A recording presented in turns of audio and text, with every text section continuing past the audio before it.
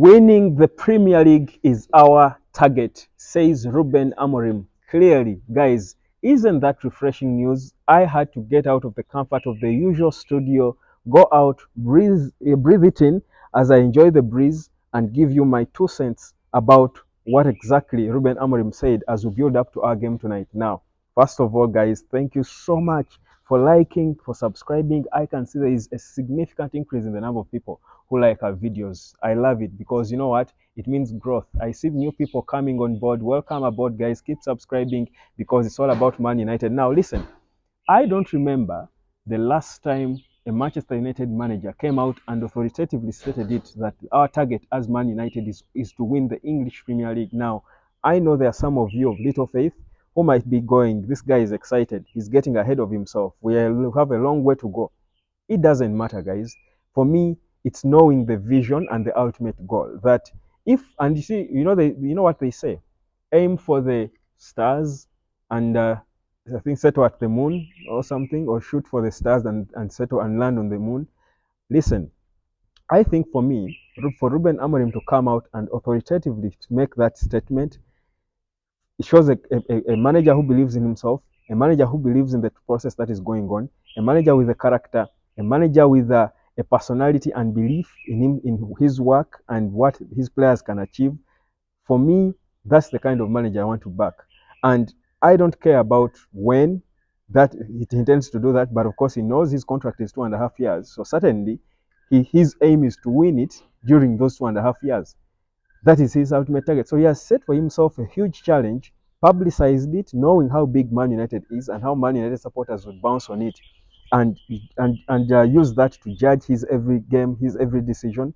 For me, it shows me a manager of character, and trust you me, I love to hear it. So that for me is a big score from Ruben Amorim, what he said, because at least now the players in their heads know it, because football is so psychological, it's so mental. If the target is clear, we all know that Man United will take time to get to a point where they can compete and win the Premier League. But if that is at the minds of the players, they will push as hard as they can and perform to the topmost level. So for me, that's exactly what I love to see. And the beauty is, he's putting his mouth where the work is. I mean, he's walking the talk, because you're seeing every day Man United increasing in performances, bettering. Now people are dropping off. He seemed to allude to the fact that Dan Ashworth was not really pushing the same vision. So you clearly see that even the things they're doing now, they're talking of so many players who are all sellable. Even Garnacho is a sellable player, in case you didn't know. So they are making those bold decisions to try and create a team and an atmosphere that can compete for the ultimate. That's the Premier League title. Isn't that the kind of manager you want to back? I love to hear it, guys. So that was music to my ears, and I thought I should share it with you in a whole different place. I mean, it's such a good weather. It seems it's about to rain, but it's all right.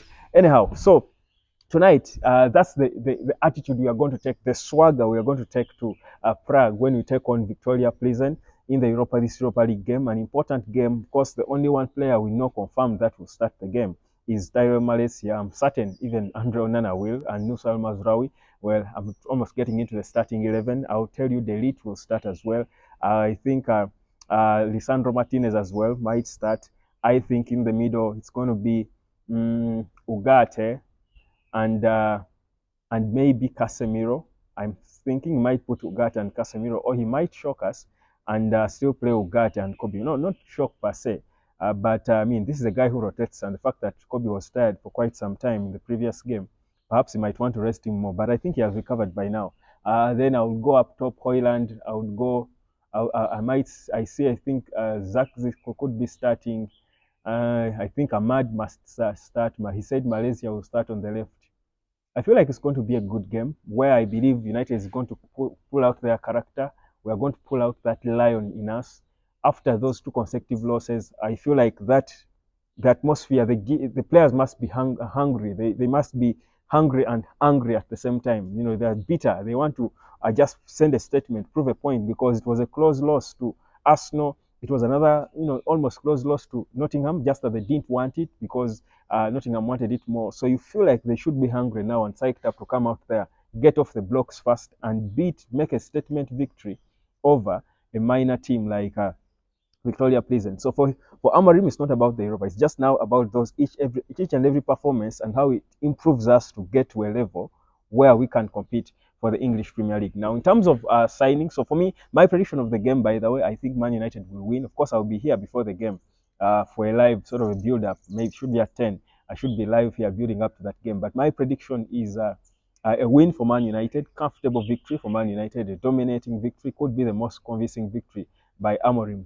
thus far. I think they should be winning this one with a statement. A statement victory should be for Manchester United. That's my honest prediction. Now, uh, that said, transfers, just to talk a bit about the transfers, guys, 1 second. Of course, you know that we've taken a lead. I've told you here, and people say sometimes I confirm stories so early, but it's because at times I can be ahead of the rumor. I can get the rumor and, of course, try to verify it and have the confidence to come up. That's a sign of me trusting my sources. So, in principle, Man United has already agreed with Chero Porteño over the signing of Diego Leo, the 17-year-old left back. But the plan is for him to stay there for a small half of 2025. Then when he turns 18, then he can join Man United and play. So probably the plan is to bring him straight into the senior team and not to let him grow. And, they look at him as a player who can proper fit into the senior team, the way you saw Lenny Yoro and all these young kids we brought. So I think it's a good thing. He's cheap. He's a generational talent. Of course, he's not that and a 17-year-old or 18-year-old then comes in and is immediately solving the left back issues that United could have.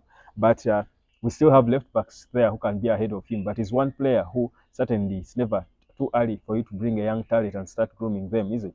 So I think it's a huge, progress. I think it's clear now that Ruben Amorim wants to sort the left back position. He doesn't seem to be exactly comfortable with what he has on the left back or on the left hand side of the central defense. So he certainly wants to get proper solutions on the left wing, if I should say, the whole of it, which I think is very important to how he wants to play. So that's clear, and it should be. You should expect that to be sorted in Jan. So is of course key departures, because several clubs are now inquiring about Man United players. The beautiful thing that I've thought about this morning is the fact that when on earth did we last have Man United players attracting any interest? Sellable players. At some time, a few seasons ago, or a season ago in the last summer, we wanted players out, but we could barely even ourselves recommend any player for any club. Our players were so unsellable. It was so difficult to pay to stake a cent on them.